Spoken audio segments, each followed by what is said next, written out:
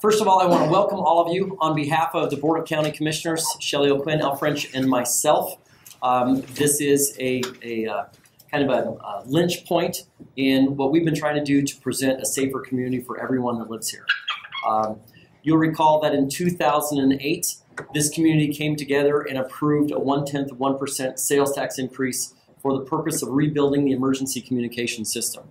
And there were a number of reasons why we did that. A number of the individuals behind me, we kind of ran the gauntlet, went and talked to a lot of city councils and everyone that would listen to us, Rotary clubs and Lions clubs, to talk about how we had a system that we could no longer purchase equipment for, that didn't allow us interoperability to talk to each other. So we had some jurisdictions that couldn't talk to others. The whole issue of law enforcement being able to talk to fire and vice versa, and so on. So the voters understood the reason why we needed the upgrade. They understood the purpose, and they approved it. We went forward, and before we could really do anything, we really needed to install the backbone of the system. So there was additional towers, there was additional equipment. We upgraded to a digital system. We got rid of dead spots. And once that infrastructure was installed, we went about testing the components. One of the components that we promised the voters of this region is really what we call Alert Spokane. Some people call it reverse 911, although I will tell you that is a trademarked term. So, but the whole idea was, instead of going door to door to notify people of an emergency, and we've done that time and time again in this community, we wanted something rapid. We wanted something that would alert people to emergencies happening in their neighborhoods. And so part of this was this whole reverse contact system. That system is now in place. So like I said, once you have the backbone infrastructure put together, we brought this system on place, and we have tested it a couple times. We have some of our speakers here today that will speak to you about that. But we are at a point now where we want citizens' help in making sure this is the most efficient and effective system that we can have possibly. And so what we do is, for those that are still on the traditional hardwired telephone system, so typically that's through CenturyLink, that database is automatically forwarded to our emergency communications systems. So we have those numbers. But the issue, as all of you know, is more and more people are converting away from those hardline systems. And so, you know, they're either doing the cell phones, they're doing the voice over internet protocol, and most people who have that probably don't even know they have it. But essentially, if you're getting your telephone service through Comcast, through Vonage, again through kind of those internet providers, your name has not been automatically logged into this database. So now that it's up and running, we want the public's help. We want their participation in registering the best contact information for them possible, whether it's their cell phone, whether it's that voice over internet protocol, whether it's an email address, so that we can be effective in contacting them. And so I'm going to go ahead and kick it over to Chief Schaefer at this point. We'll walk through a couple of the reasons why this is an important thing for this community, and go from there. Let me just say, what this press conference does do is it launches a month-long campaign to really get this process started and to bring this to the forefront of the public attention. We will be sending out, and there's literature over there and there's samples. So we are working with other jurisdictions through their websites. We are working through our county auditor, all those license notifications. So Vicki Dalton is here. All those notifications to renew your license tabs will have the flyer. We are working with local school districts. We are working with fire. We're working with law enforcement, utility companies. It is definitely a large endeavor to, again, make this most effective for the people of this community and making sure that we're safe. With that, I'd like to turn it over to Captain Schaefer. Chief Schaefer. Sorry. Brian. Thank you. So I think the message from the commissioners is right on. And one thing that I'd just like to add on to that is this has been a collaboration. This wasn't done in any silo. The people that are behind me represent all disciplines, regardless of the patch on their shirts. Everybody's worked on this together with the trust of the community supporting it. So that's a landmark just in and of itself. It's taken a long time to be able to put that effort and bring everybody together, and without the leadership it wouldn't have been able to happen. So I thank them very much for doing this. Part of why I'm here is to put things in context. Obviously, we want everybody before they leave this room to go out and make sure that they're signed up. Or in your case, all your viewers, to make sure that they're signed up on Alert Spokane before the end of your newscast, or after they read the email or the text message, or whatever fashion they receive their news in. That's critically important. And I'll give you a couple experiences that we've had over the last couple months, couple weeks. Primarily, the incident that they asked me to talk about was the I-90 hazardous material incident that we had. Again, it happened at state line, so the jurisdiction having authority for that was the Spokane Valley Fire Department, and they shared that responsibility with the Washington State Patrol. But the hazardous material leak, that product, didn't respect any of the jurisdictional borders. The product doesn't matter, or the active shooter. They don't care about jurisdictional borders. The point is, with this tool, this allows us to notify a group of people in a geographic area, regardless of where they live. So if you register your cell phone, and if you're close to that jurisdiction, or if you're close to the incident where it occurred, you'll get notified. In the case of the I-90 spill, the incident commander from Spokane Valley Fire Department, and their chief is here right now, Brian Collins is in the back of the room. Their leadership contacted the Emergency Communications Center through fire dispatch. They identified the problem, they identified the product, and said the product would behave in this specific way. We know that it was going to travel the ground and head as the winds that were on the scene were carrying it. So we had to notify people in apartments, people on the interstate, and people on the other side of the highway and near the trail system. So we're able to do that with this tool that, again, had never been in our toolbox until the 1/10 of 1% and the leadership of the people behind me to be able to put that together. And it was successful. We conveyed a message. We passed along evacuation notices as well as shelter-in-place notices. And we supported it with some of our ancillary tools that we have, such as the I-90 reader boards and the reader boards that you see through Spokane to pass along that message and try to get as many people as we possibly can. Again, it's incredibly critical that you take the time and subscribe to this service in order for it to be effective. One of the other incidents that I will mention was this year we had a state mobilization fire, which in essence brings it rises to the category of a catastrophe in the state of Washington, and resources are sent from all over the state. The name of the fire was the Watermelon Hill Fire, and it occurred on the west side of Spokane County. And we had to pass along information to those people that were living in the geographical area of the incident, of the level of evacuations, before, if Chief Collins, myself, the sheriff, any of the people that are in uniform here, for us to do that traditionally would take putting a person in a car, driving to a house, hoping they're home or they're close, and that normally takes 5 minutes, depending on the length of the driveway, and do that for hundreds of homes. We would have not been able to be successful with that incident from a mitigation standpoint and a notification standpoint if it wasn't for this tool.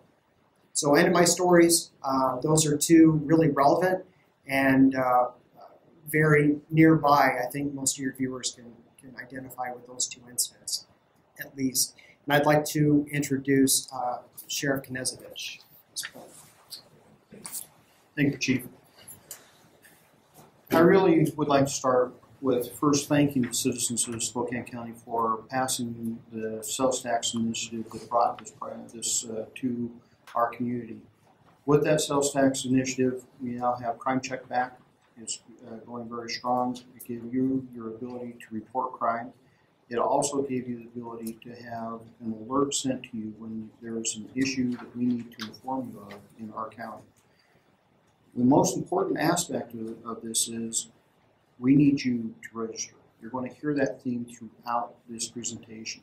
We can give you all of the reasons why, but if you don't take the time to simply go to the website and register your cell phone numbers, you will not receive any of this information. Right now, only hardline numbers are automatically registered. We need both cell and VoIP protocol type phone lines to take the time to register.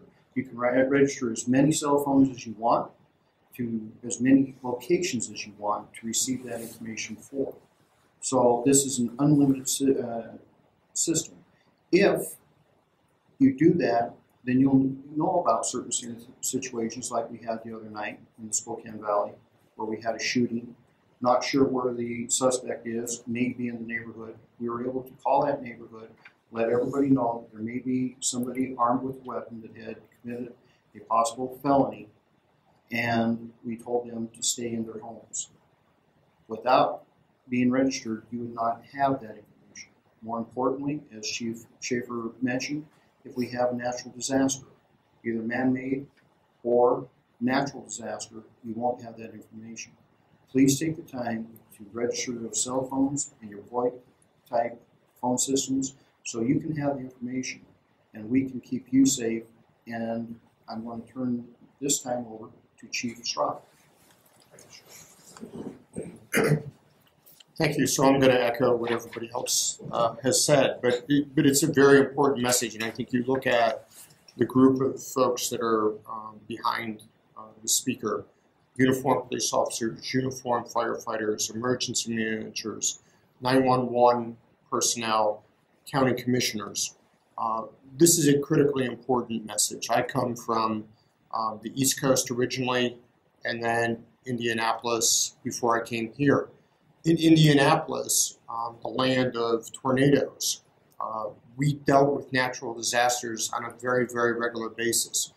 Being able to send out an alert to, in our case there, 1 million plus people instantaneously. So everybody is getting the message that there's a storm coming and that they need to take shelter. When I was in New York, the area that I was responsible for was in very close proximity to Indian Point, a nuclear power plant.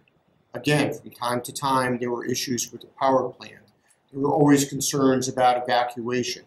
Getting that message out very, very quickly to a whole group of people is critically important. We can't, though, send you the message unless you have registered your personal phone, your cell phone, your email address. And it's really a very simple process. All you have to do is go to alertspokane.org and put in your information, and it's very much like the Amber Alert system. If we have a critical incident, we have an emergency, you'll be alerted immediately if you're in that area that's affected, and it will allow you to take appropriate action. So once again, alertspokane.org. I'm going to turn this over to my colleague now in emergency management. All right, thanks, Chief. Just as the leadership has said already, emergency management works in collaboration with all of our partners, public safety and the elected officials. And what we really want to do is empower the citizens to be able to register the devices that they have in addition to the landlines that are already included in the database. So this tool allows us to send geographic specific alerts. Some of the incidents that you've heard mentioned already, the I-90 hazmat incident, law enforcement incidents, it's been used for boil water incidents, and so that really it's a complement to the landlines. We need people to register their cell phones, their email addresses. If your children are home and you're not there, you'll get that message so that you can take the appropriate actions and that you'll be empowered to respond as you need to. So again, please go to the website.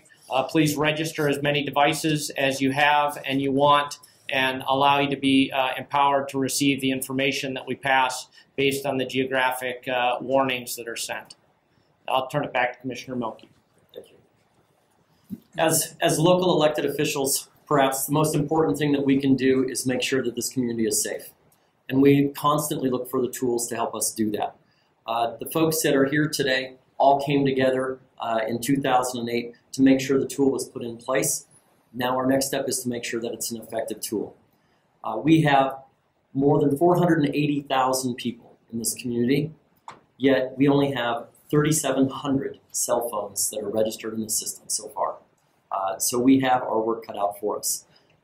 Again, the system, as has already been iterated, is only as effective as the database that we use to call. I think it was Chief Straub that mentioned, just by registering, you're not going to have a constant text messaging coming to your phone. It's only if you live in that neighborhood. We have recognized that really what this happens is if there is a fire in your neighborhood, if there is some sort of emergency that deals with air quality, if there's a law enforcement issue in your neighborhood, this is how you become aware of those. And you will know whether you should evacuate, whether you should lock your doors, whether you should close your windows, what you need to do to be as safe as possible. The question really comes down to when there's an emergency in your neighborhood, how will you know? And we're asking every one of you to go to the website, alertspokane.org, and register those numbers so you will know and you will be safe. I want to thank everyone for participating today. I know that every one of us will be available for questions. But again, this is something that my colleagues on the County Commission feel is extremely important and part of our essential duties to the citizens of this region. With that, we would be more than happy to entertain any questions you may have. I want to ask about addresses. Should people register addresses like the place of work, if they're going to school? People listening. Laura Lee, do you want to? I haven't looked at the format for you on the website. I know Commissioner Quinn has. When you go to the website, it actually allows you to register either several phone numbers or several addresses for the same phone number. So in theory, if you wanted to put in your home address, your work address, your child's school, you could do all that related to the same cell phone number. You can also, if you have a family where each member has a cell phone, register those cell phones independently. And then add to that is the email address as well. Yeah. Right. For those of you who don't know, Laura Lee is the director of our 911 communications. So, yes. How do they come on your cell phone? Is it a text message or is it a voice? Is it all voicemails or do any of these come as texts? It can be either one. Most people check the text box, so they get the warning. You can choose. Pardon? You can choose. Right. Yeah. You would like text. Okay. Right. Or email. Well, yeah. So if you want an email, that works. The system does leave, for example, on landlines, it will leave a voicemail on an answering machine. The system recalls numbers twice before moving on in case there's a busy signal or no answer. So it's set up to retry people within a specific amount of time. Yes. Do you have a goal of how many people you'd like to have signed up at the end of this month-long campaign? The more the better. I think we're having discussions internally to try to really get an idea of the ratio of people who use cell phones as their primary mode of communication versus others. So that's an ongoing discussion. But I think this is our emphasis for this month. We will evaluate at the end of the month to see if those estimates of the proportionality is starting to pan out. We may have to do this again. But I think that's part of the goal is do these ratios of the numbers in our database begin to reflect what most communities see with regard to the types of communication devices. What is the ratio? Do you know how many homes have a landline versus having cell phones, approximately?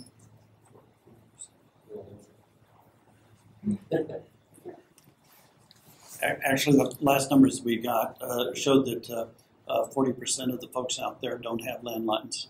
And so that's why it's so important to be able to connect through the cell phones and through the voice internet protocols. Thank you. Thank you. All right. Any other questions?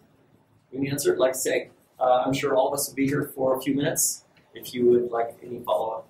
Other than that, thank you so much for being here today. If there's additional information that we can get for any one of you, please let us know, and we'll get that taken care of. So, and hopefully maybe in about 30 days, a month, as we draw this to conclusion, we'll take a look at how we're doing so far and report back to you. Thank you for coming today.